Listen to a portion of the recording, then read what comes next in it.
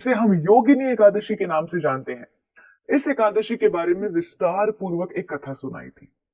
श्री कृष्ण एकादशी की कथा बताते हुए कहते हैं कि अलकपुरी के राजा कुबेर, जो देवताओं के कोषाध्यक्ष हैं, वो एक बहुत बड़े शिव भक्त थे।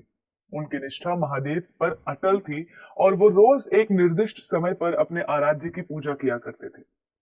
राजा कुबेर ने अपने महादेव की पूजा में रोज फूलों की व्यवस्था रखने के लिए एक माली रखा था, जिनका नाम था हेमा माली। हेमा माली का काम यह होता था कि उसे मान सरोवर से रोज पूजा के लिए फूल लाकर राजा को देने होते थे। हेमा माली एक यक्ष था और उसे अपनी पत्नी से बेहद मोह था। एक बार जब वो मान सरोवर में पूजा के लिए फूल लाने गया, तो राजमहल वापस न लौटा, बल्कि अपनी पत्नी के पास चला गया।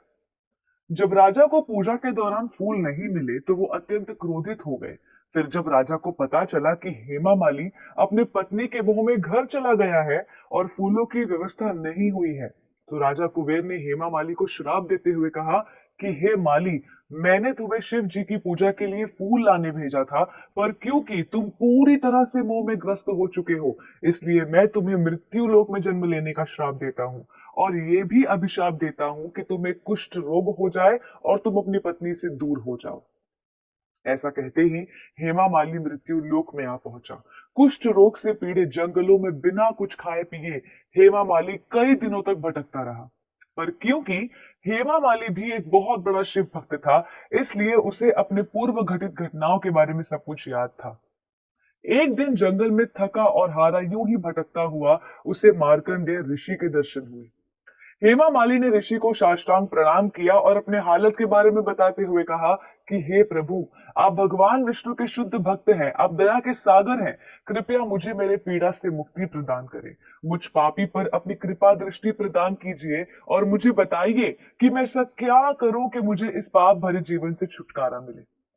क्योंकि भक्त बहुत दयालु होते हैं, इसलिए मार्कंडेय ऋषि ने हेमा माली को आषाढ़ मास के कृष्ण पक्ष में आने वाली एकादशी का व्रत पालन करने के लिए कहा।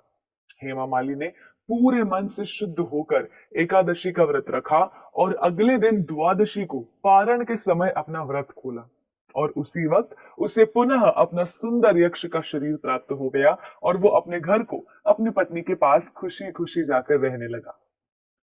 योगिनी एकादशी की कथा सुनाते हुए भगवान श्री कृष्ण कहते हैं कि ऐसी कोई भी कामना नहीं है जो एकादशी के व्रत के पालन से पूरी ना हो सके। पर शुद्ध भक्त किसी भी कामना से रहित होकर केवल भगवान की प्रेम और भक्ति को प्राप्त करने के लिए ही एकादशी व्रत का पालन करते हैं। आप सभी को योगिनी एकादशी की हार्दिक शुभकामनाएं।